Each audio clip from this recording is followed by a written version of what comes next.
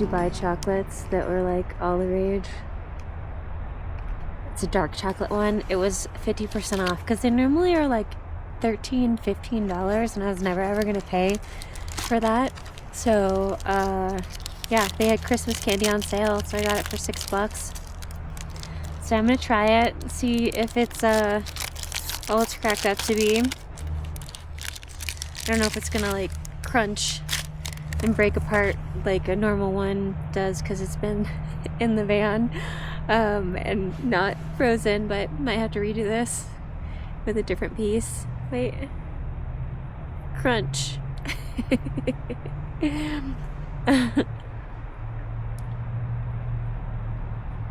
Oh yeah, it's really good. I mean, I don't think it's worth like $12 or $15, but it's really good. I recommend. I'm celebrating getting rid of something that has been weighing on my mind for about 2 or 3 years now. I finally took care of business, and in about 3 months it'll be history. So happy about that. Hopefully paving the way for some good things to come into my life. And one of the jobs that I applied for to work out in 2016, because I really need employment right now. It's been extremely difficult, and I'm so blessed to have my situation not be as hard as some people's out there. I know that even though I am struggling, it could be worse, so I'm grateful for that. But I still I've been really trying hard to get something going and shift in my life.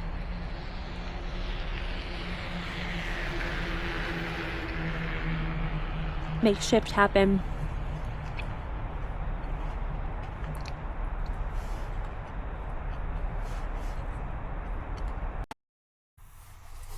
Hi, I am getting ready to go into the library, but first I just parked at this spot that I've never parked at before, and I have found a hot spring that I have been looking for like years.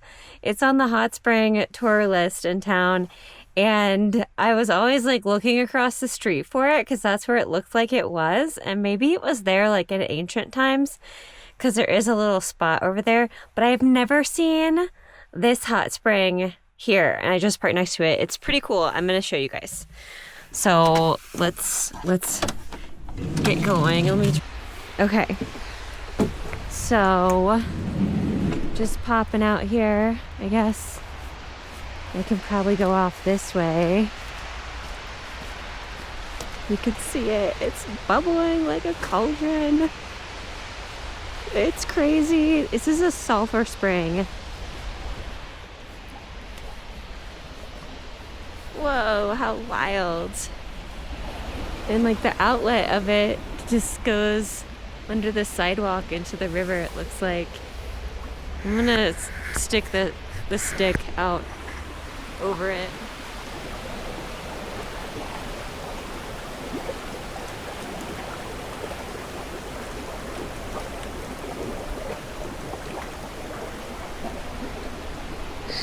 That's crazy. Let's walk over here and see what it says about it. Oh man, it's all covered in snow. It just started snowing. Sacred water. Sulphur Spring was regarded by Native American tribes as having special curative powers. According to legend, the Ute Indians bathed their horses in the springs before battle in order to bless and imbue them with magical powers.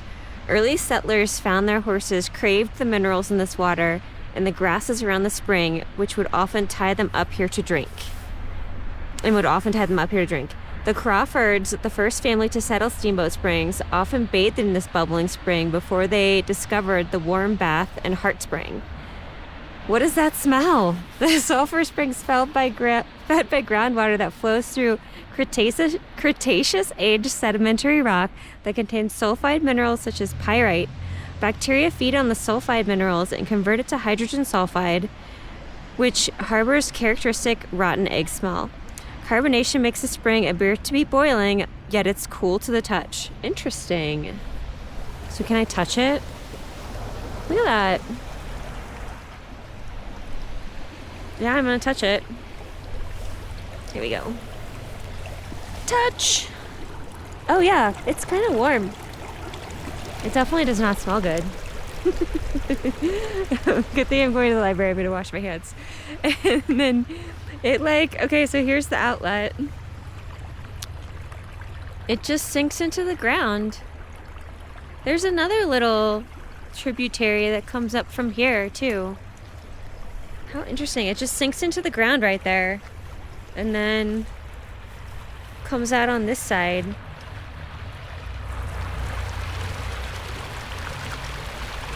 It's carbonated, not boiling. So cool. So cool and interesting. I totally did not know this was here. I've lived here for 10 years on and off. Had no idea. Wow. What a magical place.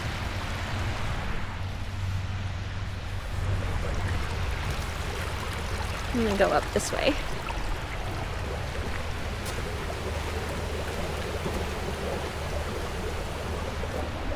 And then here's another little tributary that just comes out of the ground like there, I guess. So cool. I'll give you another look.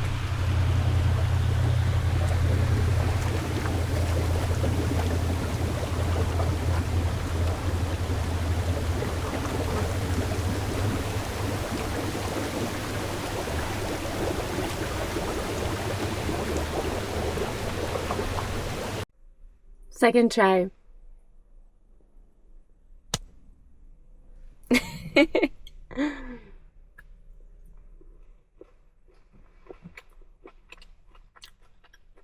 It is so good. It's not as melty as it was yesterday, but it's good. It's good. Hi. Get this thing straight. Ugh, I just parked for the night. I am exhausted. I went swimming, which is like my favorite thing to do before bed. But now I'm hungry because swimming takes a lot out of you. And I'm gonna eat the rest of this Dubai chocolate.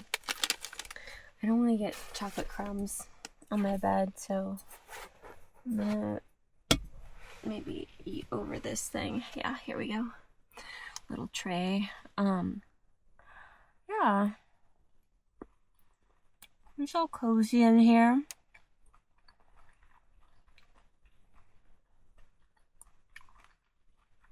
I'm gonna go on a hike in the morning in the snow. I wonder how much it's gonna snow tonight. It's like they're calling for like a foot of snow, but we'll see. Yeah. Good stuff here. Oh my god. A cool book at the library.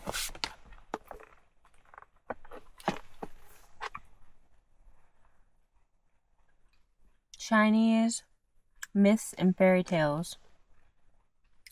Chinese fairy tales and fantasies. I was kind of reflecting today on how bummed I am that it didn't work out to keep getting to know this guy that I met a couple weeks ago. The one that just went like basic bitch, dismissive, avoidant. He had a really addictive personality. Like when I was getting to know him for a couple weeks, I counted, I think, 6 things that he said he had an addiction to. And he was like currently in like active withdrawal or like still kind of addicted to, like his ex-wife. But I grew up with a lot of people in my family that had addictions, and one thing I know for certain that someone in an active addiction will always choose their addiction over you. So while I'm totally confident that I made the right choice to distance myself romantically from the person, the fact that he kind of had the last word, so to speak, and like just basically blocked me for all intents and purposes. I don't think I'm blocked, but he's ghosting now. Doesn't even want to be friends. That bothers me because there's a lot of stuff that I did like about him, and I don't know, just genuine connection with people is hard to find. But yeah, it's just hard in your 40s to find that for sure. But you know, everybody's got their stuff and their baggage, and he was like really working on getting himself in a better way with all the things that he was kind of addicted to, except from what I could tell, his ex-wife. But I don't think he wanted to let that go, is the thing. So yeah, it was not going to be a healthy romantic situation for me.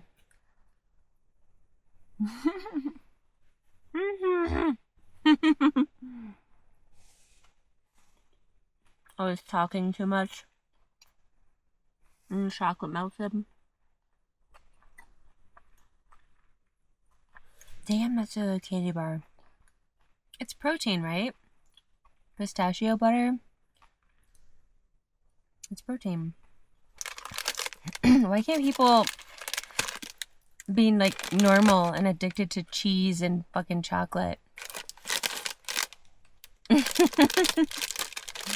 Why do people have to be addicted to their ex-wives and like toxic substances? Just cheese and chocolate.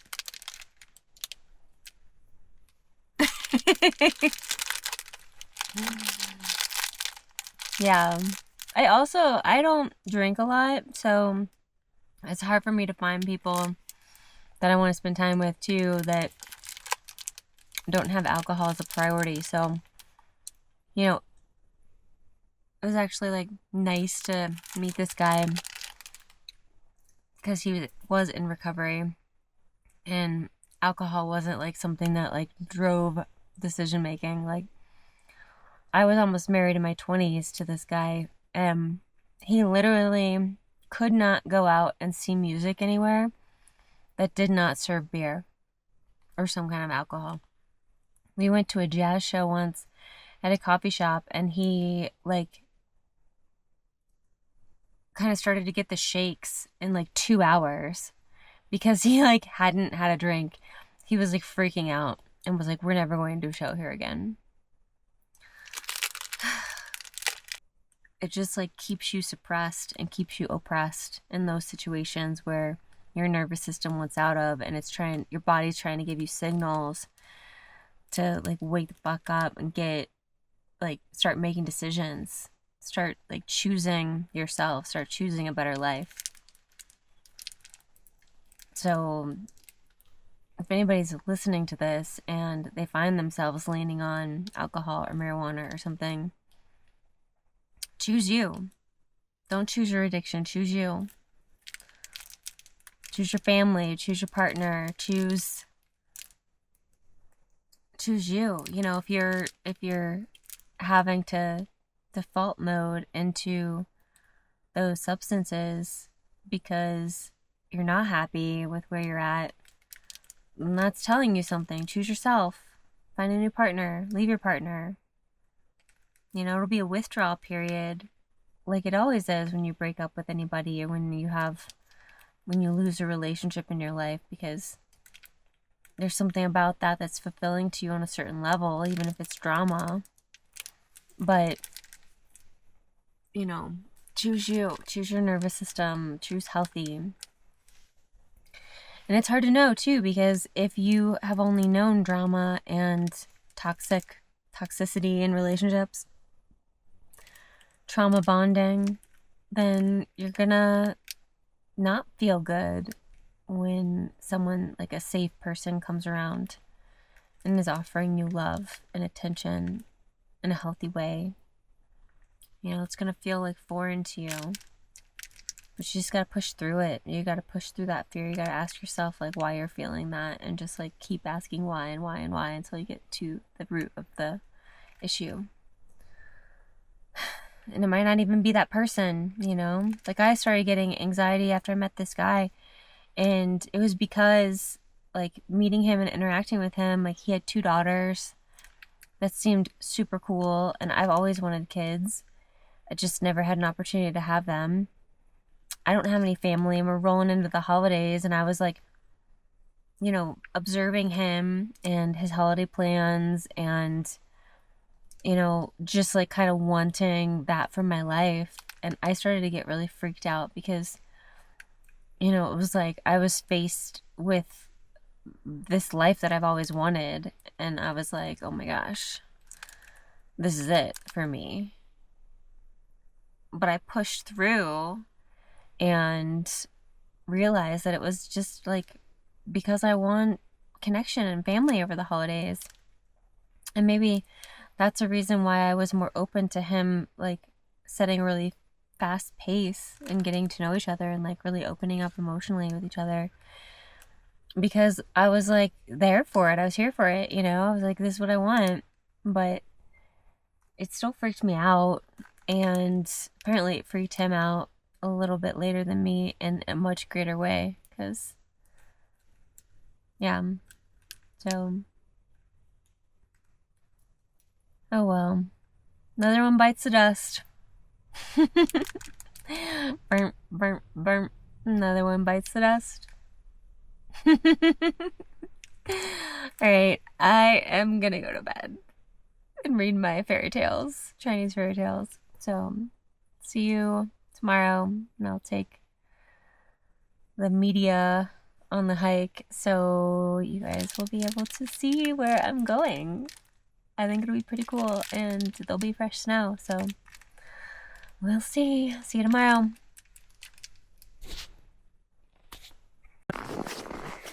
Hi!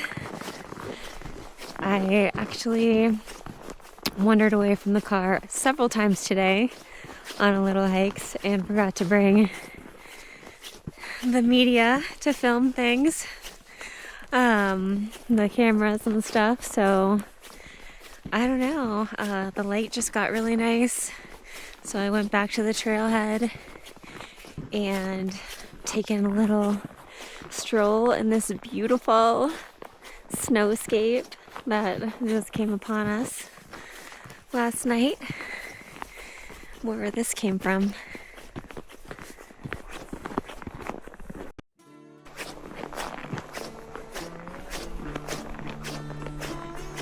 It's so gorgeous today. This is the first real snow we've gotten in Colorado this year. It's December 28th, the liminal space between Christmas and New Year's, when it's easy to forget what day it is.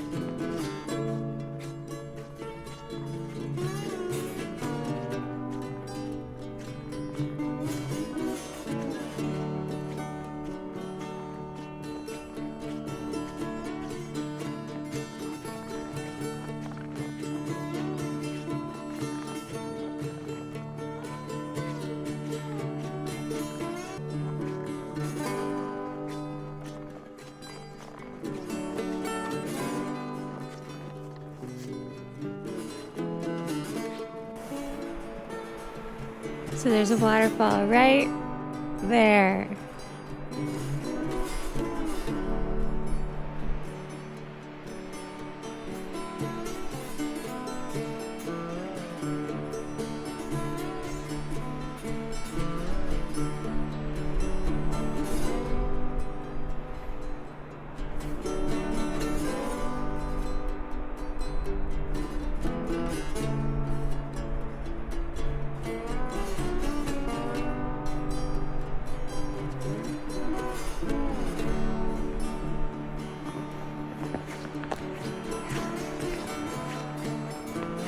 Trying to think if I should get my drone out and fly a little bit. I don't know if I can fly here actually. It's National Forest. I don't think you can fly in any of the state parks in Colorado, which is super lame. But I think I can fly in National Forest as long as I don't take it into the wilderness area.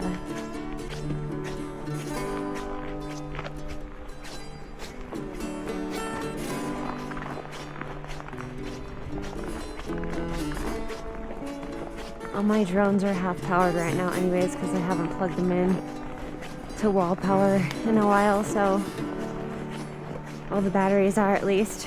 I have 2 drones, but I've only been filming with the Mini 4 Pro recently because I don't want anything to happen to the Mavic. Oh, this is a nice spot. I really see the waterfall now. Yeah, this is the zone right here.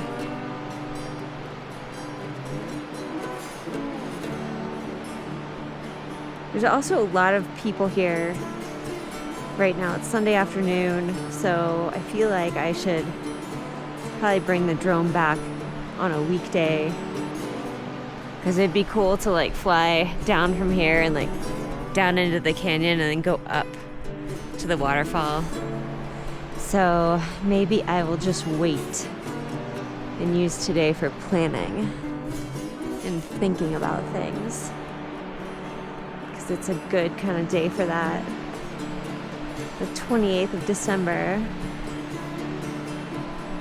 By the time that I edit this and get it out and upload it and drop it into YouTube, it will be well into the New Year's. So I hope everyone's having an amazing start to their 2026. Full of promise and starting fresh, releasing what wasn't working for you in 2025, integrating wisdom and moving forward from your next level and your higher self. You can see, I don't know if you can see down there, it's a little bridge, some people walking across it. So yeah, when I launch the drone, next time I come up here, launch it from here and I won't go over them. I'll just drop right into the valley, go up and up to the falls. I think that'd be sweet. Yeah, I'm gonna do that later this week. It's such nice light though now. Like right now you've got a little bit of snow flurries in the air, making everything glisten and sparkle like a little snow globe.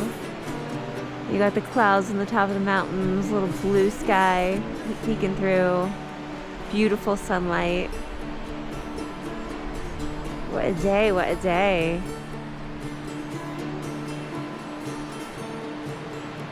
It would also be cool to get the thermal drone out here and take a picture of this area with the thermal drone.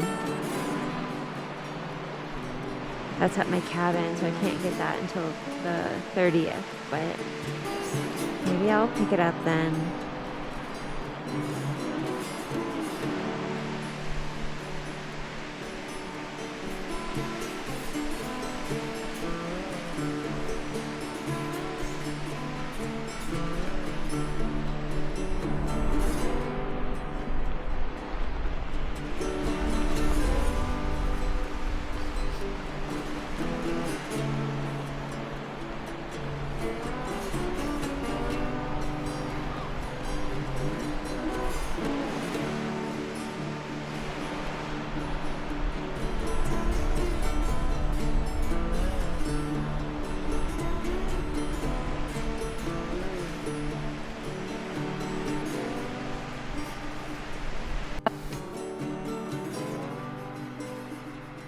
I'm chilling at the Fish Creek Falls on this nice little natural bench. I mean, I guess it's not natural, it's rocks, but somebody made it. I just took a selfie of myself next to the waterfall, which is like right over the overlook, just over that way, and sent it to my best friend in Alaska. I have like just a couple best friends, and she's an OG, because she sent me, like, while I parked at the parking lot, she sent me a picture of a selfie of her daughter, and her husband, and a couple pictures of her daughter who's growing up too fast. So I wanted to send her a selfie, and I was just sitting here thinking about how funny it is when you take selfies of just yourself. Like, I'm just always taking selfies of just myself because I'm always just by myself, and I'm not like, I don't care really about taking selfies. It is what it is, whatever. It's like nice to have a picture to send to somebody, say, hey, I still exist. But I was thinking how funny it would be if you made some kind of like hybrid bluegrass house music techno song called Selfies of Myself, because,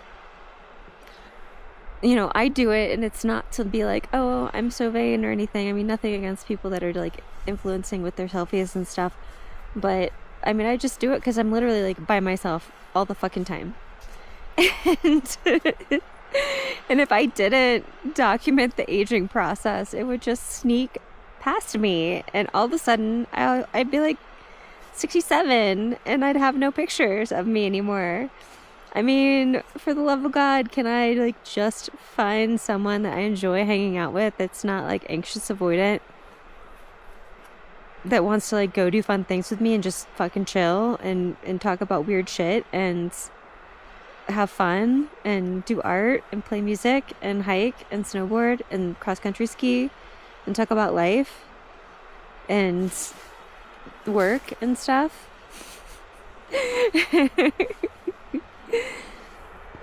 Wouldn't that be nice? And I was thinking to myself too that the guy that I was talking about earlier in one of my other monologues, I don't think he's dismissive avoidant. I think he's anxious avoidant. I think that's the problem with most of them. I think like the dismissive avoidants are like kind of a little malignant, like mean, you know? But the anxious avoidant ones, I don't think they like mean to be mean. I think they just like get scared and run. And I think that's most of the people that are dating right now, to be honest.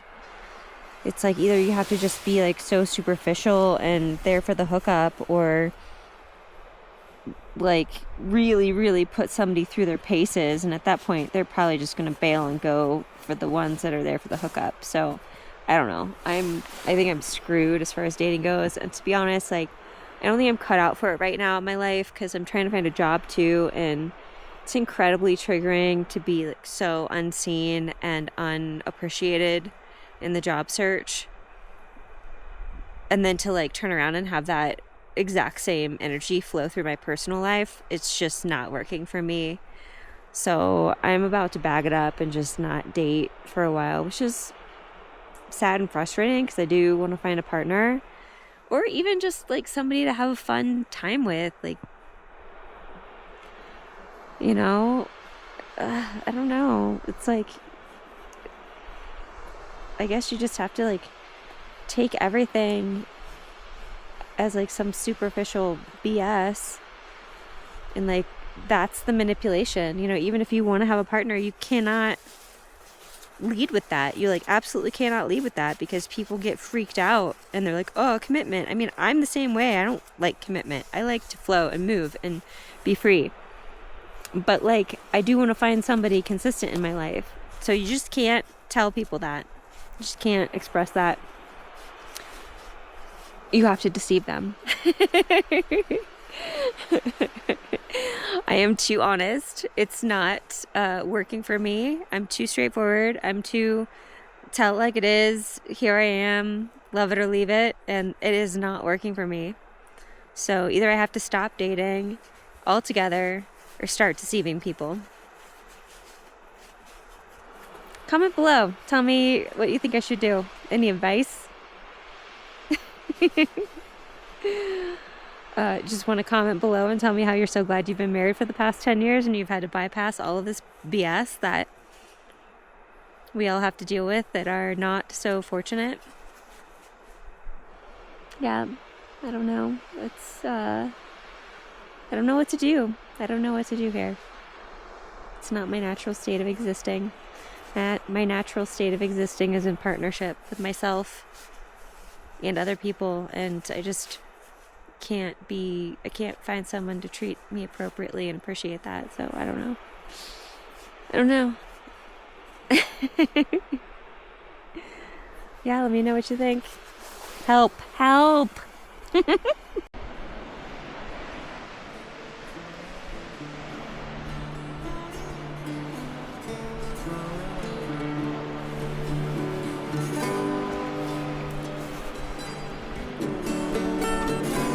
There, right there, is the first quarter moon in Aries.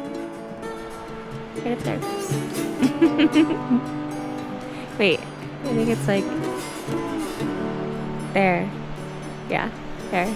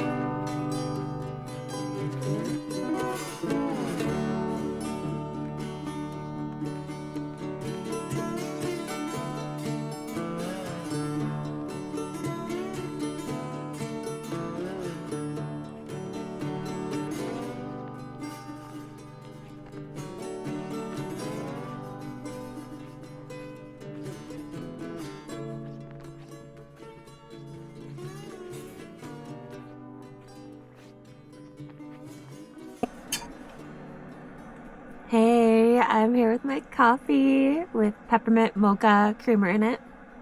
It's very good. It was cold last night, but my heater made it through to the morning. It turned off at 6 for voltage code. So I was actually warm enough to stay under the covers for like another hour. And then I got up and warmed things up and got the heater going again. And now I'm just sitting here enjoying the morning. It's gorgeous. It is cold outside though. I think it's the van thermostat for the outside said -1, which means it's probably like less than that because I think that's the lowest it goes. Yeah, wild. But I am like cozy. I feel good in here. My friend Danielle's been worried about me. She's like, are you warm? Are you warm enough? Yeah, it's actually like really easy and nice. And I have the van super well insulated with marine grade poly insulation that a boat builder that helped me build this in Alaska recommended. So yeah, it's easy. It's nice. But I wanted to show you, there's a hot air balloon this morning. So let me turn the camera. I don't know if you can see it. Oh, I might have to open the door.